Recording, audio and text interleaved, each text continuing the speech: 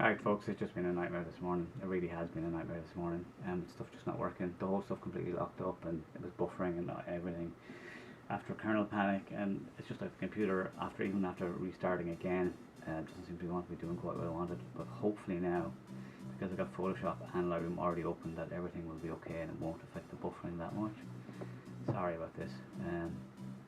But yeah, the kernel panic is the last thing you'd expect. And I've intentionally turned off my recording and all that kind of stuff, so I'm not personally recording this or anything like that. So let's just go straight into Lightroom. So the last time I was doing stuff with optics, we were doing mainly portraits. We're going to do something with a landscape. Now this is kind of a bit of cloud and stuff like that, and I'm just going to ignore it to show you what's going on with this thing. I just happened to be showing this because it's an image I shot recently enough.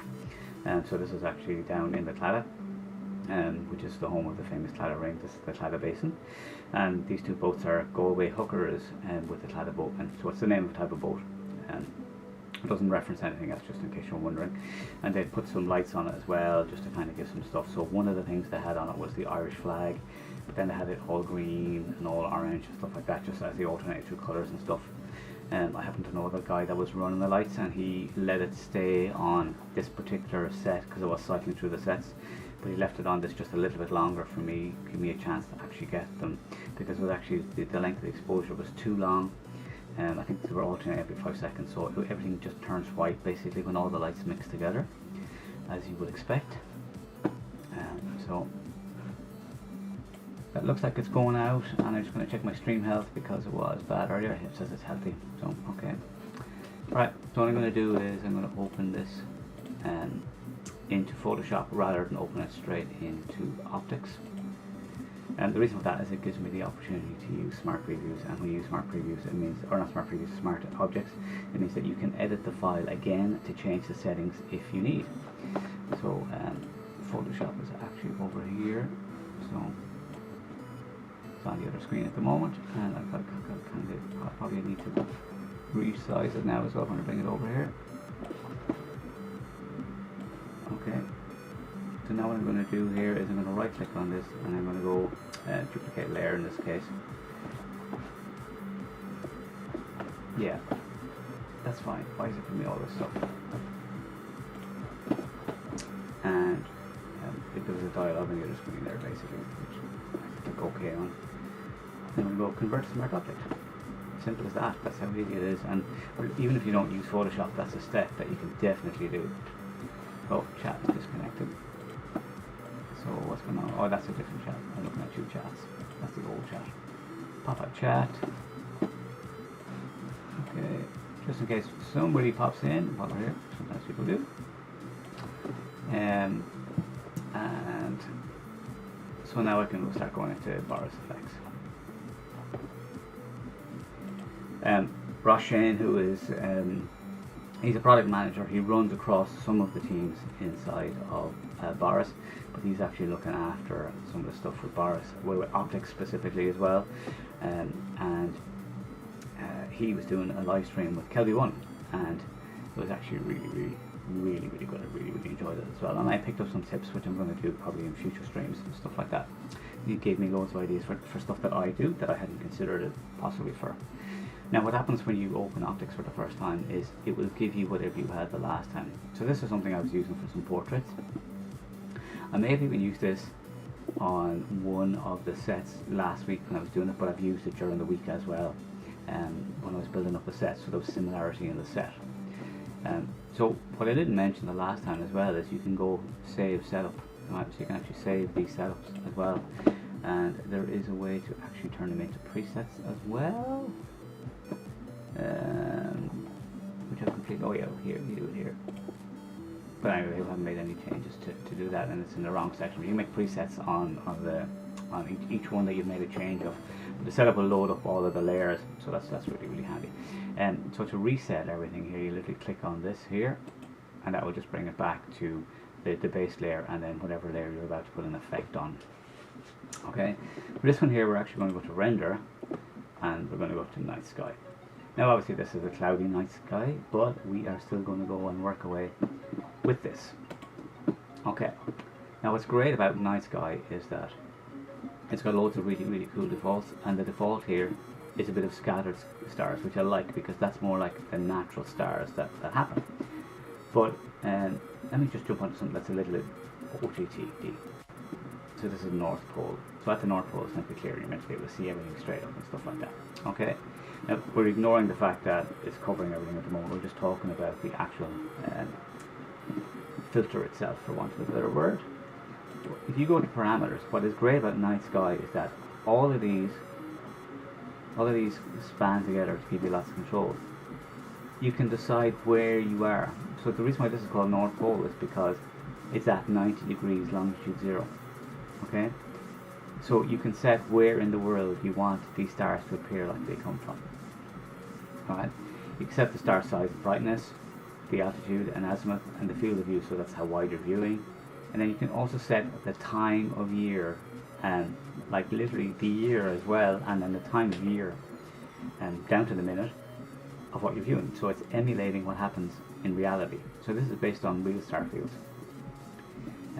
So there's various different things you can change, like the glare, how much it streaks, and the background brightness, which is literally the image in the back. So if we turn on background brightness, if it'll let me drag. Right, so you can see that you can actually get rid of what's going on with the background itself. So if you wanted to save this out so that you just have the star field to use on its own layer yourself, you could do that.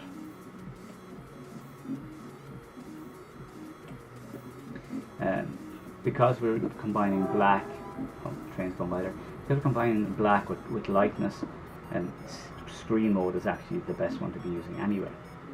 So it's on that by default. Right, so let's jump back to presets and go back to that basic default one. Alright, I like this because it looks natural. Now obviously the stars are over bits that it shouldn't be. The other thing about reflections is when you're looking into something, what's reflected is not the same as the sky itself. So the fact that we're not seeing an exact reflection here and here is not really an issue, because that's not how it will work in reality. But what we do need to do is get it off places where it doesn't need to be. So of course we are going to go and create a mask, and we're going to use the very good Easy Mask. So again with Easy Mask, when it's set here on this for green, green is where you want to retain, and the next one is red is where you want to get rid of it. But you can use left and right click for that. Okay, so literally I'm just going to paint around the boat and the buildings, and then I'm going to do the same here on the ground, well on the ground but in the water. So I'm saying that is the area I'm going to keep. Now you can do fill-ins if you want, so I mean you can click here and like fill in that area if it'll click properly. No, it didn't click properly. Oh no, we don't want to do that. So it's gone too far there. Yeah, still going too far there. Okay. So what I'm going to do is I'm going to right click first of all. Let's go back to that. And right click, and then we are going to come in here and we're going to say this is the area where we definitely don't want it. And then we'll do fill in from there. Right, and then here, I think if we do the fill in with the red selected, it should hopefully fill in here okay. No, it's not doing it. Right, we'll ignore it anyway, but what it'll do is, even with what we've done here, when I come up here to generate mask, it will generate the mask. Right, and we can see that we can see here that it's done a pretty good job. We can actually see what the mask is doing. So click on the image to get away from the mask itself. Alright, so we've essentially created a little bit of a night sky here, which is really, really good.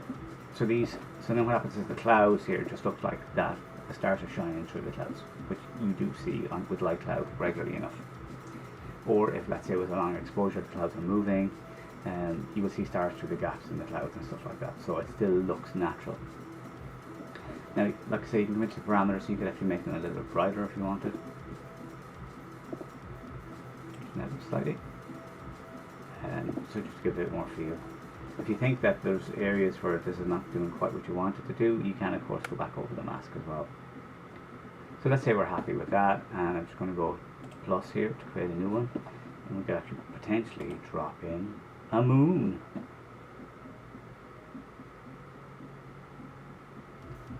And let's go for a brighter moon, full moon, and of course that was going to make it much smaller.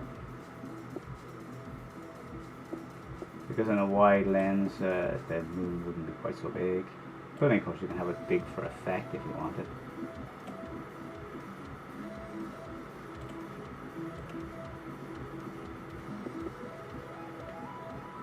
Yeah, this is OTT. I wouldn't normally do this because it's so unbelievable as such. Okay, click away from there. And so if you go and click, I'm just going to click on new layer just to have the settings go away. So.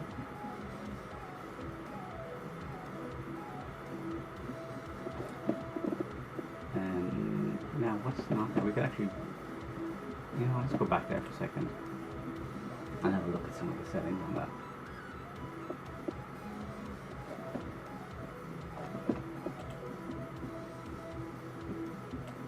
Click back on the layer.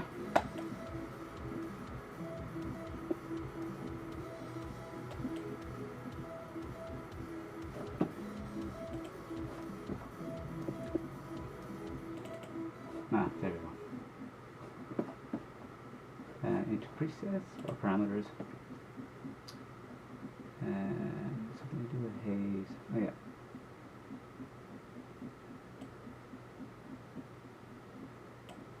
Just increase the glow around it a little bit.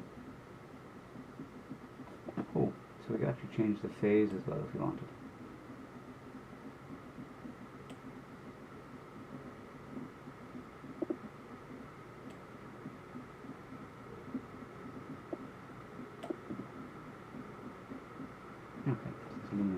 Let's just peek and illuminate. Okay, no, fine. Yeah.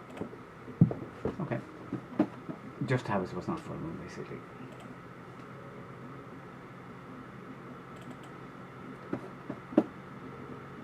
Yeah, so I'm happy with that, and then you just literally click on the cog here, and that will save it back.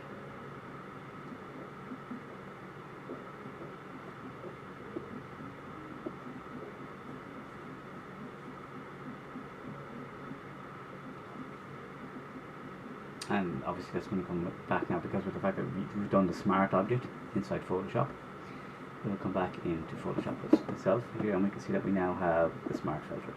Okay, so if we double click on optics here, now optics is closed when it's saved back, but when it reopens, it will reopen with those settings that we can then change and save back again.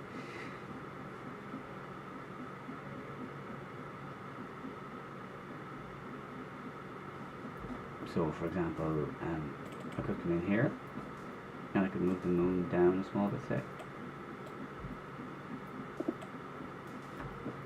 and save it again, and optics will close and it will go back to Photoshop, and Photoshop will update. So this is useful because you can go back and change at any time, and it's a TIFF file as well that we're going to save. So just literally save, Command Control S save. You can see here that it'll automatically be a -edit. Now because I already have a TIFF file in there, we get this -2, it automatically updates the name or increases the number on the name, so that way it's, you know, you're not going to write over stuff that you already have there. And the thing about this is then we go to Photoshop, or to Lightroom, if you want to re-edit this, you do edit original. I'll actually show you that process as well, just so you've seen it. It just means if you go edit a copy with Lightroom adjustments, it creates a flattened file with no layers. If you go edit original, it will open up the TIFF file with all of the layers. Now hopefully saving isn't killing my stream health, because you know it does take a bit of CPU.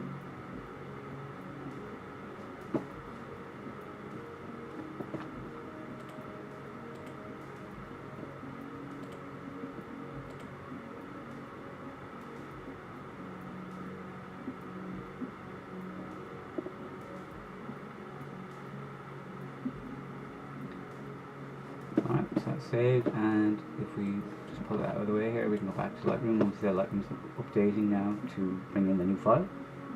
You can see we have the new file with the stars in it, and with the moon. Alright, so let's say, yeah, you know, yeah, I thought it was cute, but the moon is too much.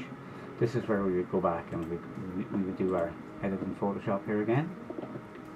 And edit in Photoshop, and we get this option, edit a copy with Lightroom adjustments, or edit original. So by clicking Edit Original, well, in actual fact now that's not really going to open it because of the fact that it's already open, and so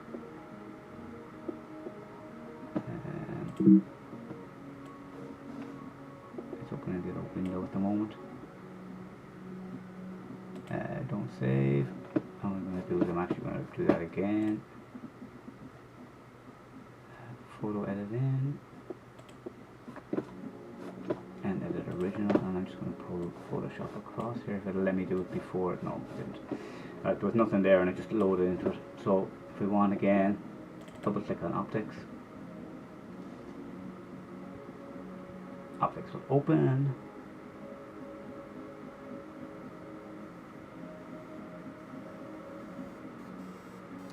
And then what we can do here, let's say we're saying no, let's do that, delete layer.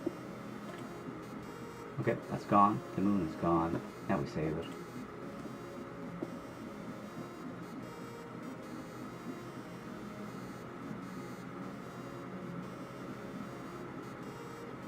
Okay, moon is gone, save the file. And now I am just going to jump to Lightroom, so that Lightroom is open here. And sometimes, let me just see how we're getting on with progress there, sometimes Lightroom doesn't know quickly that it has the file is updated, and sometimes you have to force a refresh on it. And we'll see if that needs to happen this time, and I'll show you how I will do that. It's pretty straightforward. You just do a read metadata from the file and it generally will update the preview. Lightroom isn't actively looking for changes all the time like that, and so sometimes you do have to make it look at the disk basically. So these are 26 megapixel files, and because they're loading as a TIFF, they're reasonably big files. And the uncompressed RAF file is about 60 megabytes, so I'm actually using lossless RAF just to try and save space, which has the downside of not being readable in all programs, but the ones I use, Photoshop and Lightroom, can read them, so I'm not too pushed about it. So if let's say a plugin didn't read it, well, that's fine, because they would be rendering out of Lightroom as a TIFF for most plugins. And plugins like Luminar will read raw files, and if you send them via transfer, so like here, if you use plugin extras, you can transfer to the various different Luminars and to On1, for example. So they send actual raw files across, not rendered files. So you're using the raw engine inside the plugin.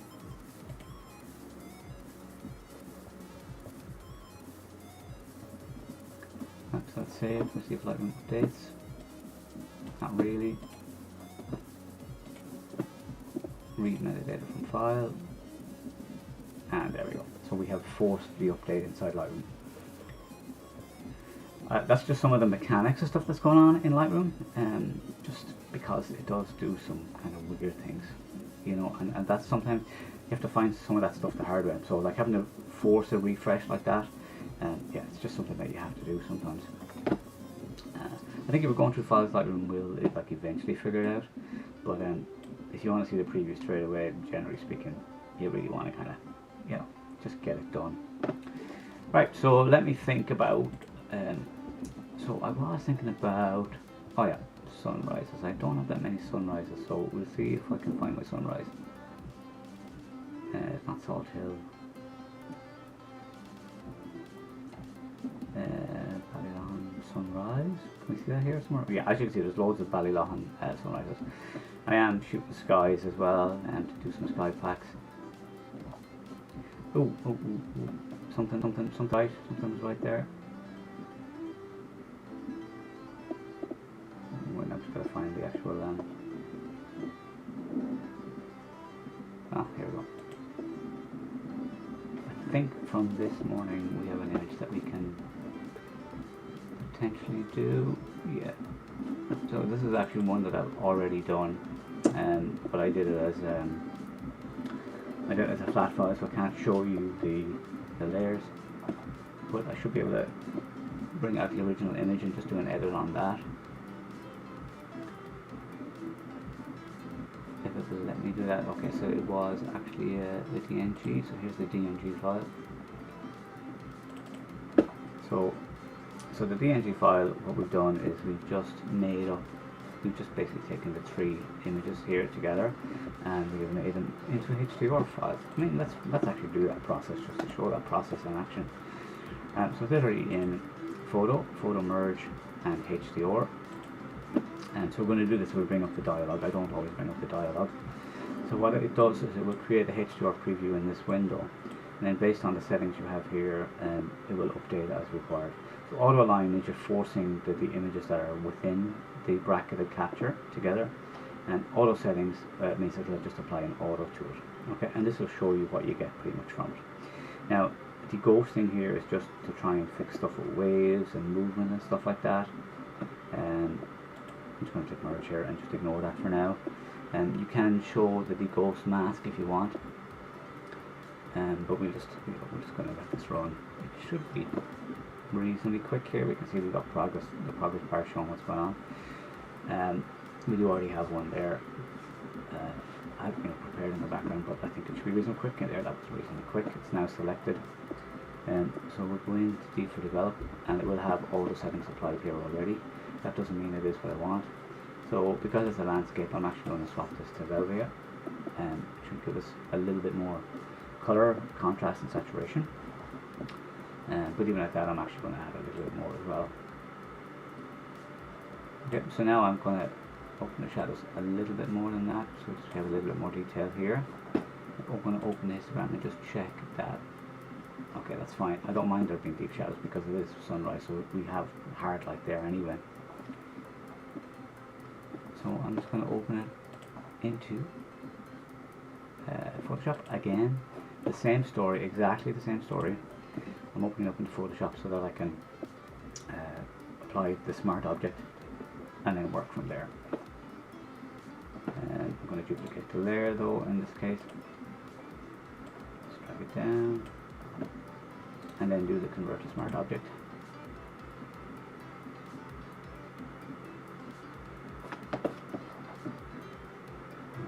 Oh yeah, it's done. And then obviously we're going to go filter, Boris effects optics, and that would obviously open up with exactly the same settings we had on the last image.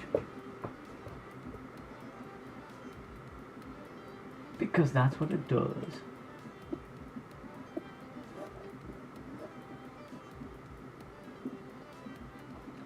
So again, just reset those. Now, it doesn't look quite as pretty. So there's definitely an issue with using this second monitor, which we've seen where the colors will flip and change sometimes. I think it's down to something with the GPU. Not 100% sure. But normally when I do it, it's fine. But I do have, like, when I'm actually recording, when I see the recording, my face comes up really red. Now my face is really red today because I got sunburned yesterday like in Egypt. I was out, it was warm but it was cloudy. But yeah, you can actually get burnt worse when it's cloudy, and I just completely forgot that. So what I'm going to do here is I'm actually going to go for light, and I'm going to go for flares, because you know it really is what we want here. Lens flares, right? Because we're going to make a flare in the sun basically. We're going to look for one that's kind of warm. We'll have a look at Desert Sun. Desert Sun's kind of a bit of overkill there, isn't it? Eye of the Beholder. Just going to keep going down and see what we have in kind of orangey suns. Not Red Laser. I think we're going to have to go with this one we have. Oh, you know what? There isn't there? Desert Sun. Just trying to think, wasn't there a California Sun one?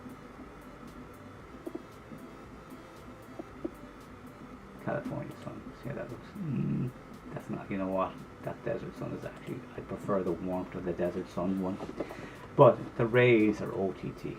Right, so let me have a look here and see what we've got. We've raised length. Okay. Let me bring that back. Okay, that's what it is. Right. Now what I'm going to do is I'm going to drag out here to create some look in the flares. Alright, so just get that doing across here. Now obviously that wouldn't happen because, you know, for flares to be at that long you would need to get more of an angle to the light, but you know, we can suspend disbelief a little bit for this. So the fact that the rays are a bit smaller is kind of better. I might just give them a tiny bit more. Yeah, there we go. I just kind of need to be subtle with it. But I love the warmth that's given this to the whole image now. And yeah, I think that's pretty much it, like for just adding something to give a big difference to the image. So I'm going to save it back.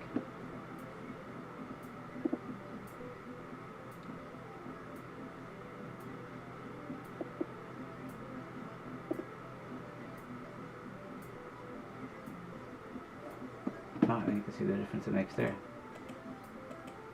There's one thing, and this looks much pinker here now, and of course when I save it back into Lightroom, this pinkness will be gone as well. So you can also make use of the fact that you have Photoshop, so you can fade it as you want here for the overall effect as well. Now obviously inside Boris Optics you can like change the opacity on each individual layer, but this is just a good way of having the whole lot be the way you want it. And now we can just save this obviously. Smacking the mic here. I'm really liking this new mic. I did mention it in an earlier version of the stream where I was you know, failing miserably because the fact that stuff wasn't working and the stream health was going bananas and it was telling me that it was going to drop back and everything like that. So yeah, but apparently now the stream status is that it's excellent. So some lessons learned. Now nobody's chatting to me, so my meters say that the audio and stuff is going out correctly and all of that kind of stuff, but I can't tell. I can only base it on assuming because it's worked before and because I've actually recorded a couple of videos on the microphone now as well. So the idea with the setup is that I have a Shure SM7B. It's going into a FET head. Let me just, well that's saving. Let me just jump to the main screen here. We're going into this FET head. So this is a dynamic. So dynamic have much lower output than condensers, which is what most people use. My last microphone was a condenser. So this is the boost signal. It runs on phantom power from my preamp. So the preamp I'm using is an analog preamp, and then it goes into a sound card. So it is a DBX286S, and it's going into the preamp, then from there into a compressor, which isn't even taking over at the moment. And there's a little de-esser on it as well, which is only barely kicking in. An enhancer as well to give it a little bit of a boost, and there's actually a gate, so that way when I'm not speaking, the mic is completely off and it's not picking up background noise. And then that goes into a gain, which is actually turned down because this drives it harder. And then it goes into the actual preamp, which is a Behringer UMC 202HD, which has got a Midas preamp on it as well. Right, so that is just finally saved back. And so here we have it inside Lightroom. And so if I press G, right, so we can see the one I've done here, and here's the one I did earlier, which is the one I actually posted to I think Instagram. And you can see what I did is I cropped, but I cropped in such a way that the sun wasn't centered, so it looked like there was more potential for the flare to actually be coming from that side. Okay, so let us jump in and no, stop that. We're not trying to do that. We are trying to grab something from our shoot. So what will we go for? Let us go for another one from the shoot and have a go with that. So now these were just when I was showing off how to make selections. They're not necessarily my selects.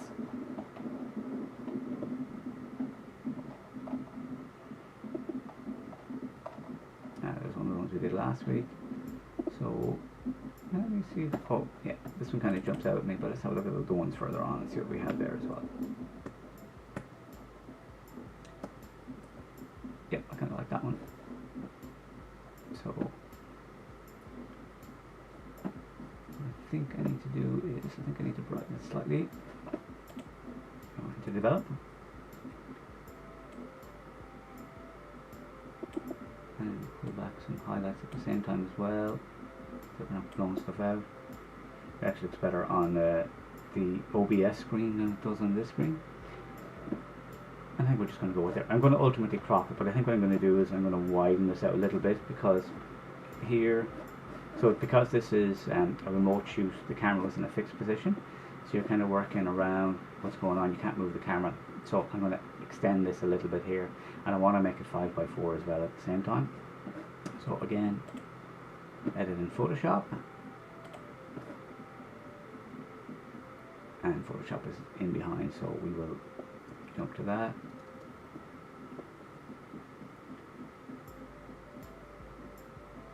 Okay. Now you can see here that this is way more saturated coming across into Photoshop. No idea. Right now, no idea. Alright. So I will have to fix stuff in the top here as well, but what I'm going to do is I'm going to go to crop. Where are my tools gone? Tools are hiding on me somewhere. Alright, here we go. It's not over far enough. I'm going to crop. Now we already have this set up here as a 5x4 crop anyway. Right, so what I'm going to do is I'm going to drag this across. Now first of all, let me flip that so that the background is black, even though in actual fact it's not actually black. Alright, and that's creating a bit more space, but let me kind of put the face in the center. You can kind of see it flipping color there as you move, so that's where there's something definitely going on when I'm screen recording with the GPU, or at least when I'm using OBS. And I kind of want to crop above the knee, because that's a good point to crop. You don't want to crop through the knee. When you crop just below the knee, it looks like the person's going to fall over. Okay, so I'm going to do that there. Right, and then I'm going to start off by grabbing the marquee tool. Just come down here. And so because this is black and it's fading into an area that's not actually black, you do kind of need to fix it because it's really obvious. And I accidentally sent something into a competition with not fixing this properly once, because I couldn't see it on the screen for whatever reason. And yeah, and it was immediately obvious as soon as I saw it uploaded. It's like, no! And so what we're going to do here is we're going to go Shift, Backspace, Shift, Delete, and that will bring up our fill. And we're going to fill it with content aware. And so that should then have it match what's going on around. And you can also do it from edit fill as well. And then I'm going to do exactly the same thing here along the top, because there's a small bit of the background roll showing it. Just backspace again. Or I can shift F5 there, it says in the shortcut.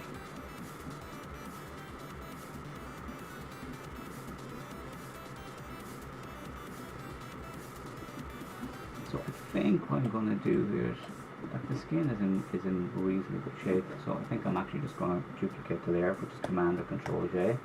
Again, you saw me earlier, you could just drag the background layer down to this little plus icon for the new layer, and that will duplicate the layer. So I'm just going to go into Dynamic Portraiture, which should just select the skin for me, and do a little bit of job softening it. Now it's selecting a bit of hair as well and a few other bits. So what we can do is we can come in here and just make a selection so that it looks good for us here. Let's select a little bit less. Click OK. And now what we can do is if you hold down the Alt or Option key and you click on the eye on the layer, it will hide all of the other layers. Right, so we can go grab the eraser tool. I mean, you could use a layer mask as well if you wanted to prefer to use a layer mask. But in this case here we just want to get rid of it, so it's less pixel information being stored on the actual layer, so I mean it will actually be smaller. So let me just make that harder. So to make it softer, you go hold down the Shift key, and you would use the square bracket key, the left square bracket key, to turn it to make it softer, and then the right one to make it harder. Okay. Just get rid of the main areas that we want to get rid of there. It's going to kind of soften the red. I don't think we're going to see that because it's kind of an area continuous tone anyway. On and off. Yeah, it's reasonably subtle, but it's doing something there. So I'm going to just flatten that layer. Once you're happy with stuff, you know, you don't, like, you can build up layers and you can have hundreds and hundreds of layers, but you're just making a bigger and bigger file. If you are happy with where you are with it, just flatten it down. Right, so now I'm going to duplicate the layer again. Let me just show you what I was talking about there with the drag. So you drag it down to that, and then you create the background copy. But it's much better to actually go and learn shortcuts. Right, so again, we are going to go to our good buddies, Boris, just because I love it so much, and because I said that's what the stream is about.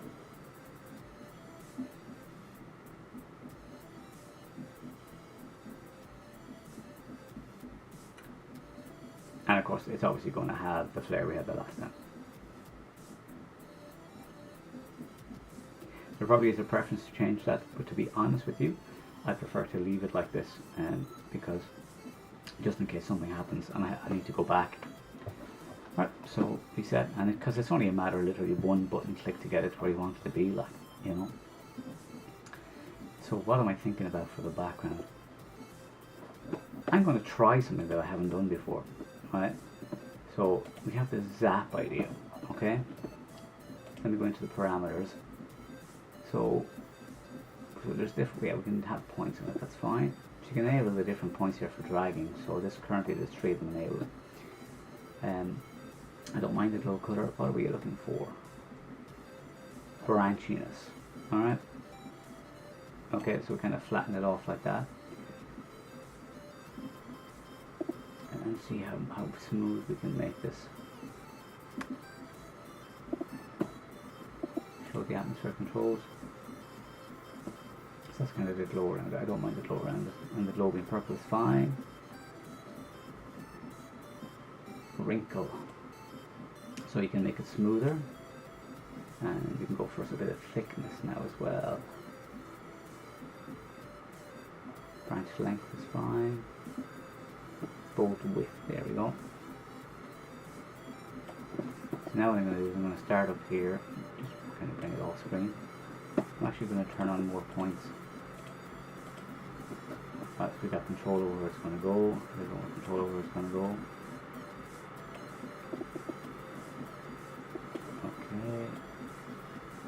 And that's 0.5, so I might get rid of 0.3. Yeah, I'm going to get rid of that one. Okay, so what I'm going to do is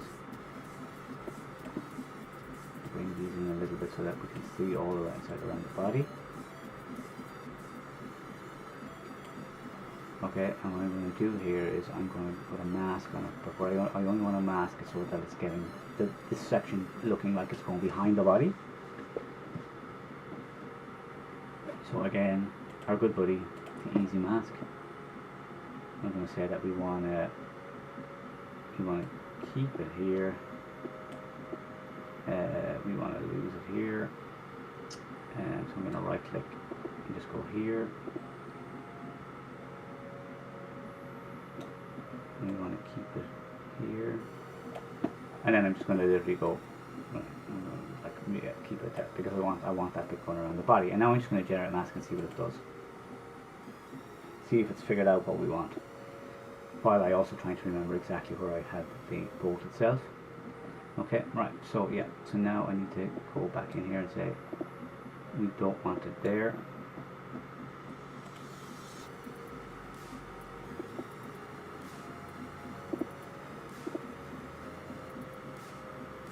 Okay, now it's giving a little bit of a fade because it's not able to tell exactly where it is because of the black.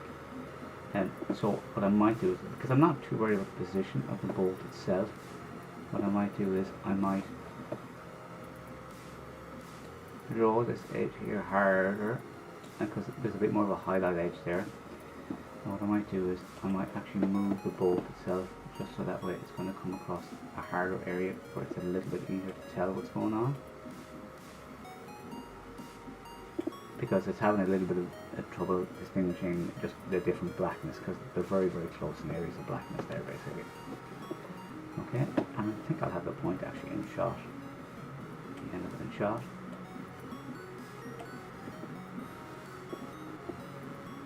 Okay, I'm kind of happy enough with that now.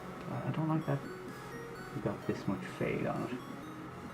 This might be an area where it's better to actually use the brush, I'm thinking. So we need to turn off that mask for a second altogether, and we'll try literally just paint. Okay, and to make it bigger, we can actually see where it's going, and then here, let's get this back in completely first of all. I don't normally use the brush, and not only that, but I'm doing it with the mouse. I'm actually going to grab a pen and see if it's better with a pen. So assuming my pen is working, yeah, there we go, it is working. and that will zoom in a bit. Just for a little bit more precision on it.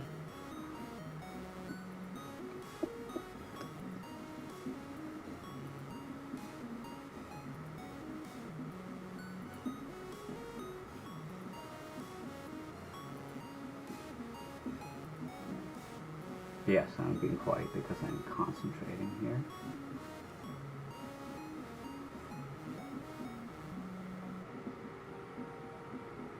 Okay.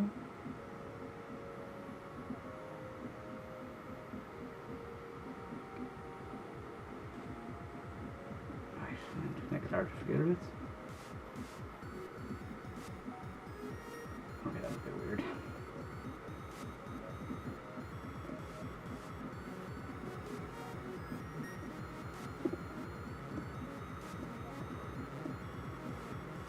Dragging it. So I'm holding the shift there to actually drag, in case you're wondering how I was doing that. Nobody in chat, so hard to tell what people are thinking.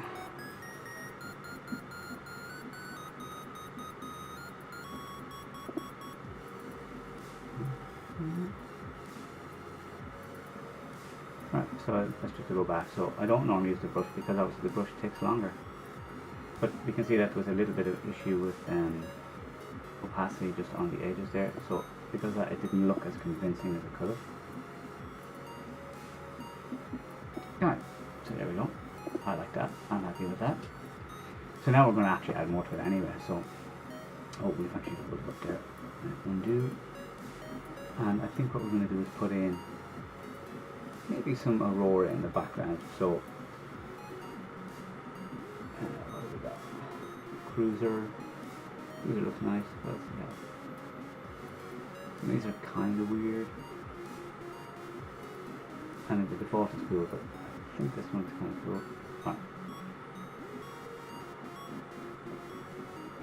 A bit wider. And maybe down here a bit more. I'm obviously going to put a mask on this as well. Okay. It's good to know we can do that. And see if we can make it a little bit doesn't make them brighter anyway.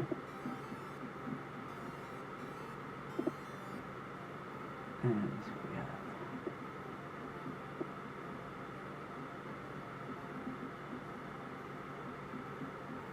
Magnitude, okay. Scroll magnitude. Okay. And what I'm going to do is let's put the mask on now because otherwise we're not going to see what's going on. Stream is healthy, gotta check that stuff. Alright, and create our easy mask this time. Hopefully it'll have a better time of it. Oh, that's a mistake, that's not where I want it to be. This is because I swapped to the pen. And I'm used to the right click on the mouse more.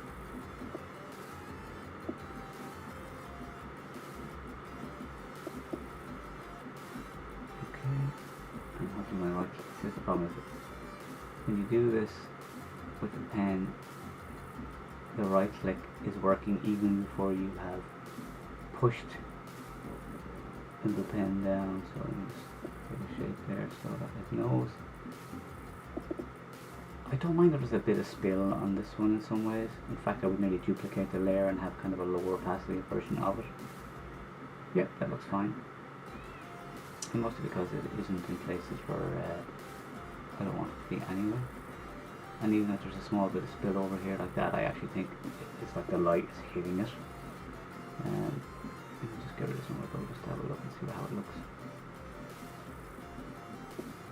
I know I've got my concentration voice on, you know, with my streamer brain and all that kind of stuff. Thinking about the stuff I'm doing as well as doing stuff. Alright, okay. That's not bad. Happy for that. I'm forever putting stars in the background. That, I mean, come on, who can blame me? Like,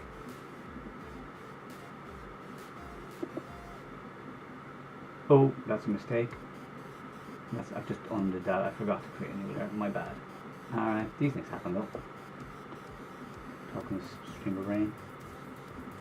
I'm going to go for big stars. Gemini, have Gemini.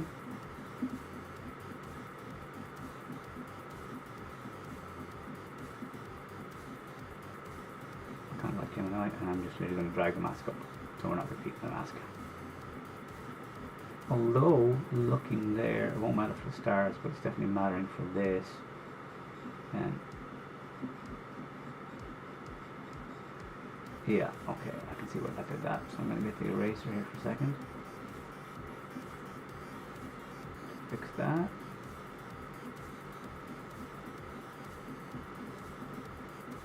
Okay, and just draw it there a little bit. Oh no, we're still on eraser. My bad.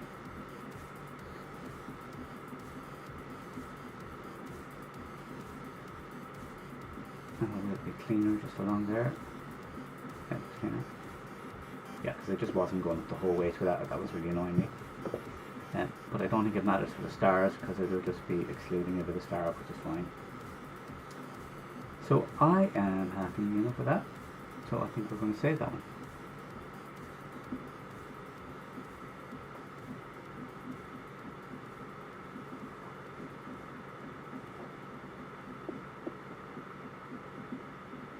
It's a beautiful day out. I am going to a seminar now this afternoon myself. Scott from Tin House Studios, or F-Stopper, so you might see him on us doing a business class. I think it's like 100 people out or something like that. So yeah, looking forward to that. It's the one thing where you learn how to be a better photographer, but you don't necessarily learn how to be a better businessman. But when you work as a photographer, it is all about business. So yeah, the business is the important thing.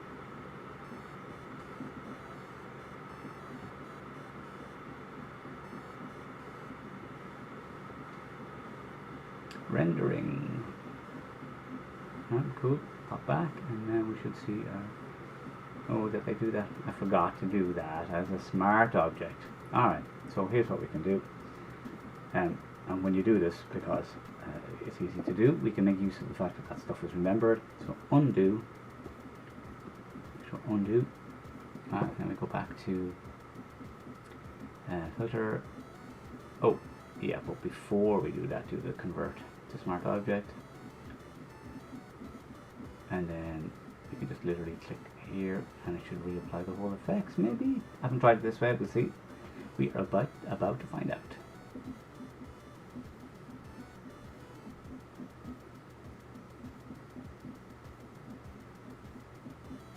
Yeah, it's going to open it anyway, like it will have the stuff applied from the last time. So, and save it.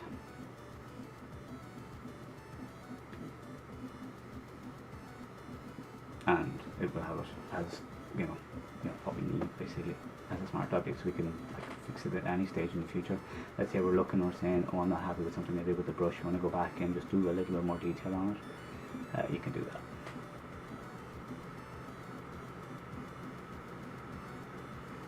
So I think like with streaks like we see here, these streaks could be very good for product photography and stuff like that, and that's what Ross was doing. So I am definitely going to go and then we do Command O, which would be Shift, Command 0, or O to Control 0, and just to make it fit the screen, so that we see what's going on there. And again, just save that, and that will go back to Lightroom. So I mean, that additional step of going through Photoshop, it just means that if you have like pixel rendering stuff that you need to do, you can do that. But it also means that when you're using the smart object, that you can, of course, bring it back at any stage for editing, which is definitely beneficial.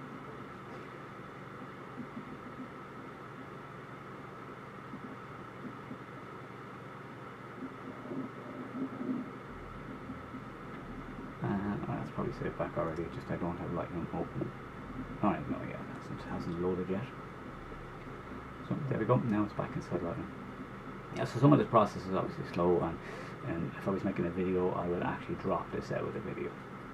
But the great thing is, if I decide that I'm not happy with where this is running across, say, like it's running through the tear, what I could do is I could actually go and move it again, just to get it where I want it to be. I could even potentially make it look like it's gone around the back again, so it's gone around in front, and then do it one more time so it looks like it's gone around twice. So I think there's enough room with the splines to be able to do that. Yeah, so what we're going to do next. So I mean, literally, you are literally watching me play. I mean, this is funny, right? Because we have look another sunset, you know, Ballylawn sunset. And we're going to jump to the Anne. We might as well do one of the Annes as well, and we'll probably finish up there as well. So, probably not done. We did one of these last week.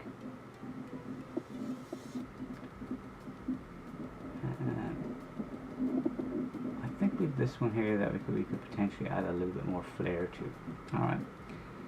So what I'm going to do is, again, same story, edit in Photoshop and edit original. This is actually TIFF already because I've probably done some work on it. And what I'm going to do here is, again, duplicate the layer, Command J, filter. Not filter, we don't want to filter yet, we want to do the conversion first. What I think I need to do is I actually need to do an action, so the action duplicates the layer and converts it to a smart object, and automatically then opens it into optics.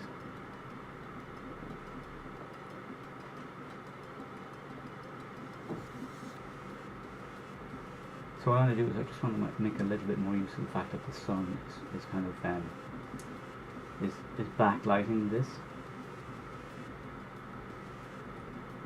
So I think it could benefit from a little bit of flare. So again, do a reset on that, and it's light, and we're going to grab a flare here, and again we want something kind of warm. Let me try California sun here. Oh, I could well be back to desert sun, I think. Or we could go eye of the beholder and maybe use a little bit of the flare. Just kind of have it there, like, you know.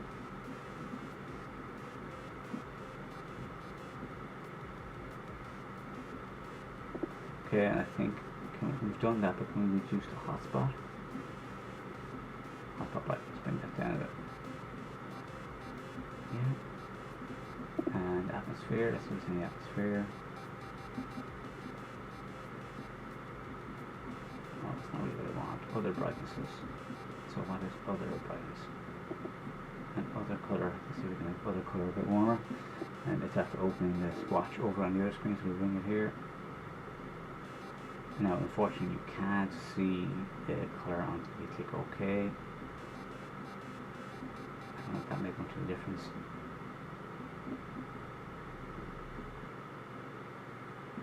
Keep it kind of orange. I like orange. I don't really make that much of a difference. Drop this down a little bit so the flare is kind of being shot a bit more. I think I want it to be narrower if possible.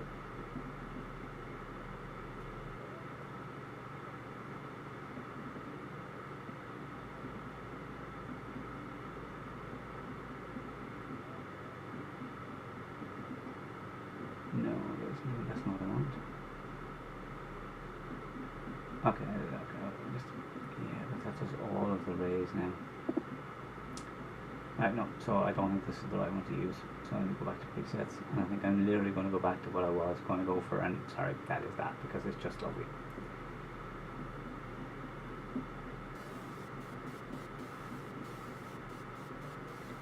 And what I'm going to do is I'm actually going to grab a new layer here, and I'm going to throw a light leak onto it as well. And I'm going to kind of go for a warmer light. So we have some warmer ones.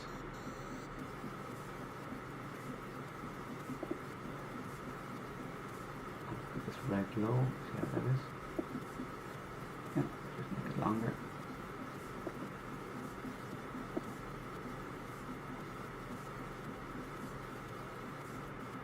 Bring it centered if it'll let me. I might swap for the mouse actually for this, because sometimes it's easier to drag some of these bits with the mouse. And that is a new. Fine there. But what I am going to do here potentially is jump back here into parameters, and these colors, they have a color there, right? Okay, but I'm not seeing that color in any of the controls I have open here to try and make it warmer.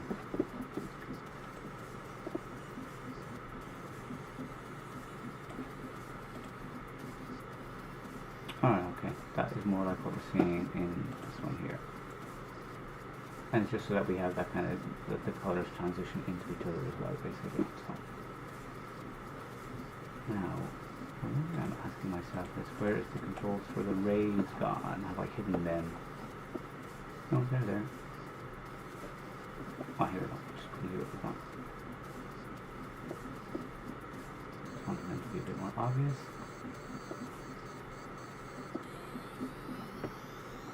A little brightness. Yeah, there we go.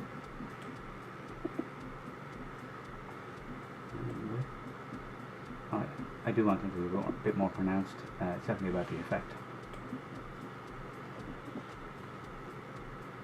Cool. I like that. I am quite happy with that actually. So I am just going to save that one. Sometimes it is definitely a matter of, you know, like choosing when to stop. Because like the great thing about optics is that it is so much fun to play. I don't know if you can tell how much pleasure I'm deriving from actually playing from this. Yeah, I know I'm just live streaming and chatting, but I am thoroughly enjoying using this now. Wow, that is so much more saturated on that screen. And let's save it anyway. And when it goes back to Lightroom, it's probably going to be, yeah, it's actually bringing up the tip options here. Stuff jumping to the other screen. And of course, this is the, you know, there's always going to be stuff like that when you're using two screens. The reason why I'm using this secondary screen is this is a HD screen. My main screen is 5K, and it's much harder to do the live on 5K because it takes so much work. So saving back. Chat is quiet today. It was great last week because there was more people in chat, and it's actually easier to do this when there's chat because you can go through what people are chatting about and, you know, give direction, all that kind of stuff, and maybe help a little bit with stuff.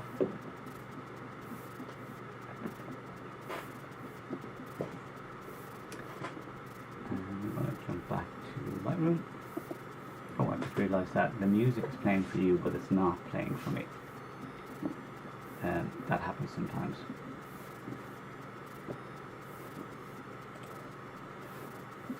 So what I'm going to do is I'm going to turn the music up and I'm going to turn the music down. So if there's a jump in music for you, that's probably why, but hopefully it'll kick it back in for me. I'm using a what's the word for it? Multi-output device. So what it does is it mixes the microphone output and the desktop audio output. That way I can hear it. But what you're hearing is different to what I'm hearing, basically. Right, so that is back inside Lightroom there.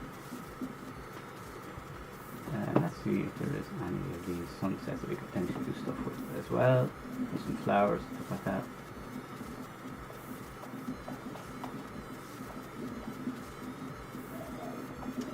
Again, it was mostly sky collecting. Doing lots of evening skies for an East Atlantic sky pack. There's a little tip for you about sunsets, and that is to bring longer lenses. Don't assume that your sunset is all about wide lenses. Now, obviously, do not be looking through your viewfinder if you are using if you're not using a mirrorless, if you're not using live view. Don't be looking directly with a long thing. You see here that this is 140mm, but this is on a crop body, so it's 210 equivalent. It's a bit like an infra explosion there. So that's a bit shaky, that particular one there.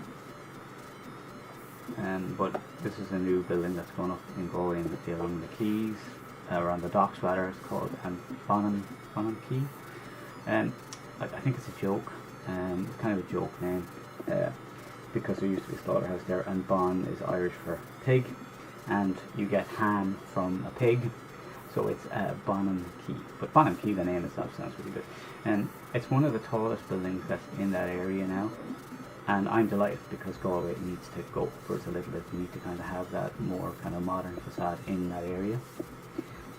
Now there's still the old houses and stuff like that there as well, but I just think that they're building up the dock dance, and you know, as someone who likes shooting architecture, I'm delighted to see it going up. We also have the spire of St. Nicholas's here, and then we have some of obviously the windmills as well.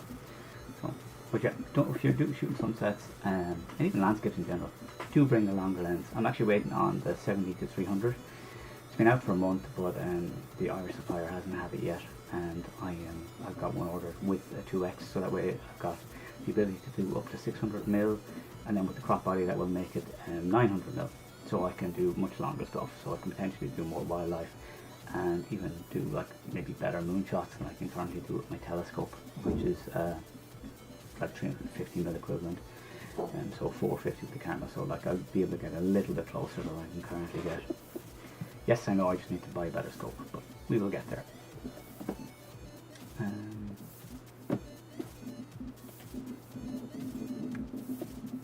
Yeah, so let me just grab this one here. Okay, and we're actually just going to add a better sun to that basically. And so I'm going to do is pull down the highlights here, so that way, you know, it's not completely blown out there. I'm going to change this to velvety just for more color. And so I actually had to do a reset on preferences, and what I did is I took away a very important preference, which I'm just going to show you now as well. Go into preferences here, and it's in presets. Yeah, here we go. So normally this is on Adobe default. If you use your internal camera modes or film simulations or picture styles, change it to camera settings, and then when you import stuff into Lightroom, it will have the same look as on your camera. So yeah, just so you know that I have changed it since then, but these were imported without that. Okay, and generally I would use the vivid mode for landscapes anyway. So the very first thing I'm actually going to do here is I'm going to press Q for spot removal, and then I'm going to press A, and A will basically give you this kind of inverted mask that shows the edges. And if you press T for toolbar here, you've got control over this. So it's visualize spots, is what it's called. But this can let you bring it up and down, which can let you detect edges, so that looks clean enough. I do need to clean it again now from swapping lenses, and there's one spot on one side, which means it's the flip side, because obviously our cameras work upside down and back to front. So turn off visualize spots, and in fact turn off Q, turn off the spot removal altogether. Although no, that's just darkness in the clouds itself. Could do a little bit of saturation and vibrance. So vibrance tends to make things a little bit blue in terms of landscapes. So generally I would use both at the same time. I wouldn't, you know, I wouldn't just use one or the other for landscapes. Right, so there are some sun rays in here already, and I'm just going to again open in Photoshop.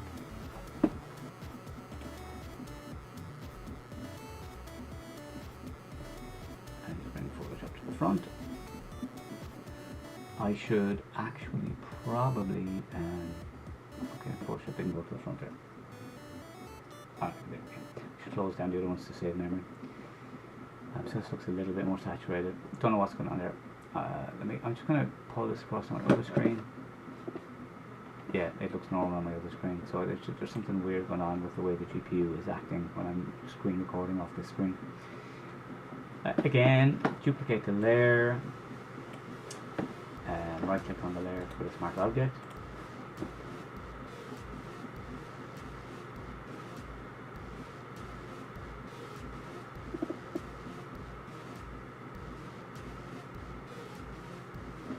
Oh yeah, and then run optics.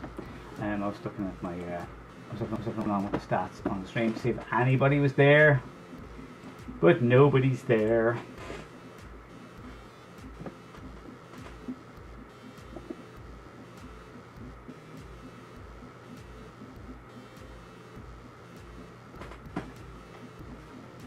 Getting ready to click on this to make it go away. Oh, that's actually fantastic. Anyway, we're not using it though. And so I like the change in warmth that we had from some of that. Right.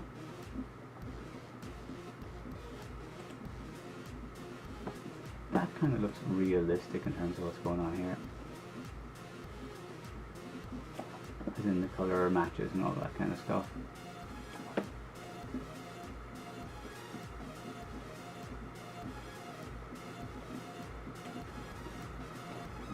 So what we have here. No, I don't think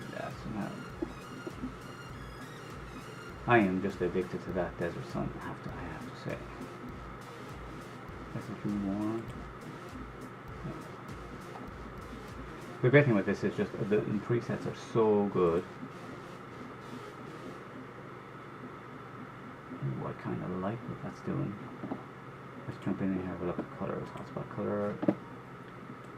Again, go for that kind of warmer tones.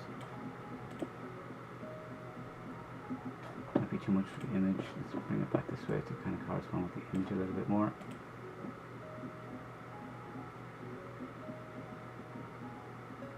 And our flares. Let's see what these ones are. Okay. And other color. Again, same story, just kind of have them more match with the internal tones. In fact, let me can I grab that? Let's just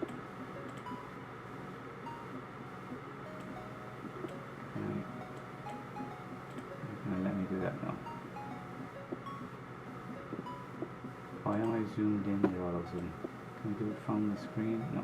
Okay. No. Yeah, I would have thought I'd let me do that, but it doesn't. So I'm just trying to get it close to what's already kind of there in the image. Move this across so I got a reference here.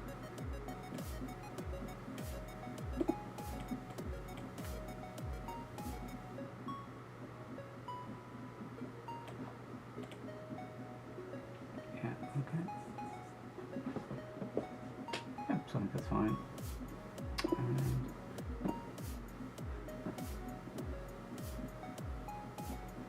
I'm just going to go with that, although you know what, that's...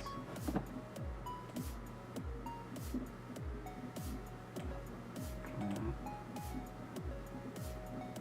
Okay. So it's just a matter of making a decision on it as well. A little bit of colour that can be changed here and stuff like that.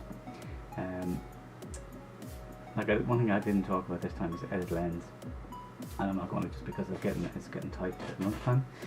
And I gotta go get ready for the seminar myself as well. So yeah, so I think I'm happy with that.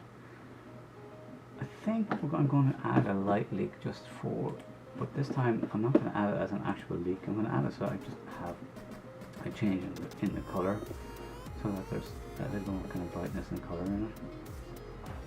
Jump into parameters. Again, grab that color change. More orange maybe. Not really seeing much difference there, to be honest.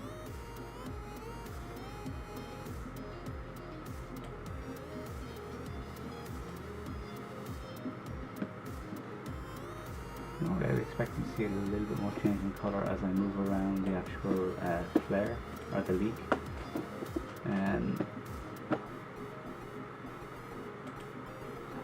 Okay, yeah, well, that's definitely there, so, oh, yeah, no, so it is actually definitely there. I'm just...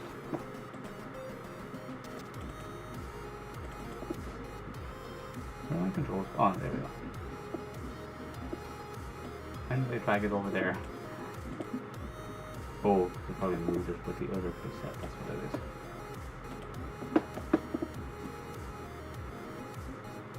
Oh, I'm not dragging the center, come back.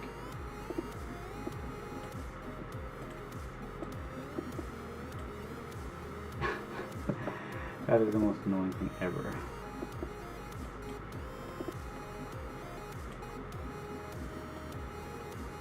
Oh, there, and now I'm finding things that didn't happen. Okay. Yeah. And I'm just going to drop the opacity, because I did discuss dropping opacities earlier and I didn't actually show it. When I said you could use the layers in Photoshop, and you can do individual layer ones as well inside Optics itself. Right, so I'm happy with that.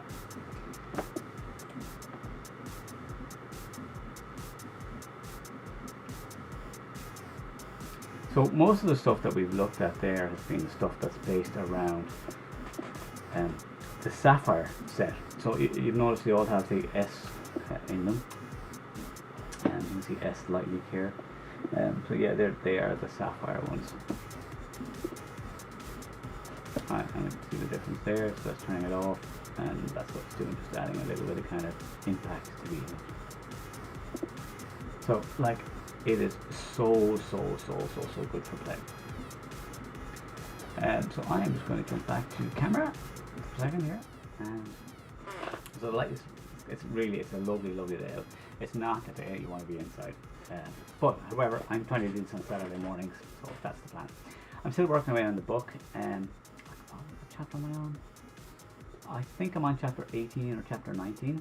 And now, the original book had 20, and then the update had an extra 2 chapters as well, and I'm probably going to add 1 or 2 more, maybe 3, we'll see, to cover new items like that have been added since, like range mask and a few other bits and pieces like that.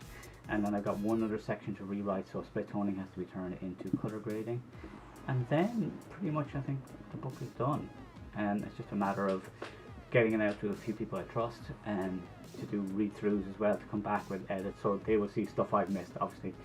And you need multiple eyes and stuff to be able to get that, and they might give me advice or hints and say, oh, can you change this to this, or maybe you should try one of these images, or do you want to do a second example.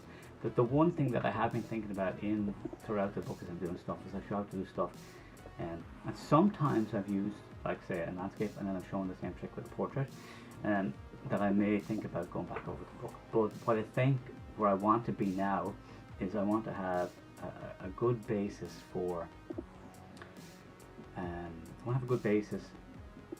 the future, so that way as Lightroom evolves, that the book can evolve more as well, you know, so that there's like future editions and stuff like that. Same way there is with like normal books. Like if you've got books like Light, Science and Magic, or well, it's actually light, science and magic. It's, you know, how it's actually abbreviated. And they've gone through lots of editions as they add new material and update it as different techniques are evolving and stuff like that.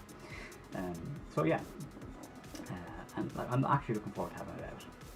Now I know that the way the audience works is completely different, and when Craft and Vision did it as well. So for me, it's just a matter of getting it out there so it's out and done. And then the process of having done that English. The process of having done that means that I am set up for having creating regular stuff. The one mistake that I make, and I'm going to say this to you as well because it's a potential for everybody, is a little bit of resting on your laurels. You complete a really big project and then you're like, oh my god, I've got it done. It's done, great, excellent, and then you do nothing. That's completely the wrong way, and I've done that 2 or 3 times now, and I need to stop that. When this project is finished, I'm going to be straight into the next project. And if you look at somebody like Scott Kelby, I love Scott to bits. Oh my god, Scott is prolific, amazing. He is constantly working and writing and putting stuff out. He doesn't stop. He just keeps going, and he knows that is the way to just keep doing the stuff he's doing. And he's got a great team around him that helps him, so that he does the fundamental parts that he needs to do. Then there's someone else doing layout and all that kind of stuff, and putting the stuff together. He does the writing, gets the pictures, does the edits, and works away from that. Now, I know that's how we do it because that's how the process works from magazines and stuff like that. So what's coming up with me now is I've done a vignette article for digital camera, and the one that's either just out or about to come out is the one showing some wildlife stuff with a gorgeous puffin shot. I did some Agfa stuff for Kelby One's Photoshop user magazine for maximum workflow. I like the Agfa stuff. Might even show it here as on one of the live streams, showing off some of the artwork. And I don't know what I'm actually doing for next month, and I really should, because I've got to write it this week. But we'll see. I'll talk with Chris, the editor, and we'll go from there. So folks, it is 5 to 1. I'm going to go have lunch anyway. I know this was a much shorter stream because we had so many technical issues at the start. I'm super sorry. But if you have questions, or if you have topics that you want me to discuss in this, please do send me messages on Twitter. I am at LightroomBlog on Twitter. Or if you're following my Instagram, it's Sean McPhoto Instagram. I'm kind of half debating the process of creating just a dedicated channel one, and for all the images and stuff like that, or where it's like specifically photography related, and that it's away from the Instagram I'm currently using, because that's actually my personal Instagram. Like, it's not really designed to be a curated one where I'm expecting people to follow me for photography advice and stuff like that. It's literally me showing my day, or if there are lots of photography on it, but occasionally like, shots of my flowers or something like that, because I really enjoy it. I have a ground floor apartment, so I'm always doing stuff with my planters. Yeah, he says, and he goes, you actually saw some of them there.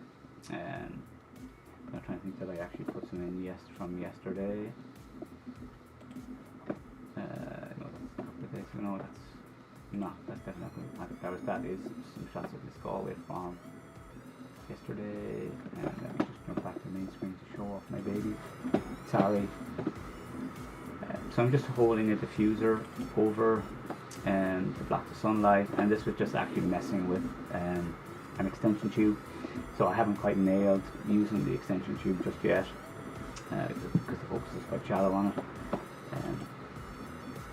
I should probably be using a tripod and stuff like that. So I've got lots of stuff planted, French marigolds, and playing with the kind of lavender ideas. I actually showed this one of my stories yesterday. So yeah, and I've like replanted stuff as well. So I need to get one of those like Streamlabs button pushing things as well. So I just go and click. Oh, there's the new scene. Anyway, only 3 scenes, and the first one is the starting soon scene, which isn't doing anything. Right, folks. Thank you for taking time to watch this. If you got this far, I know there's going to be stuff in the repeat, and people are going to see in the repeat. But I will be streaming Saturday mornings. If you want to pop in, and what may happen is that I may do late stuff. I think I've got a scouting event coming up next week or the week after. I'll have to check.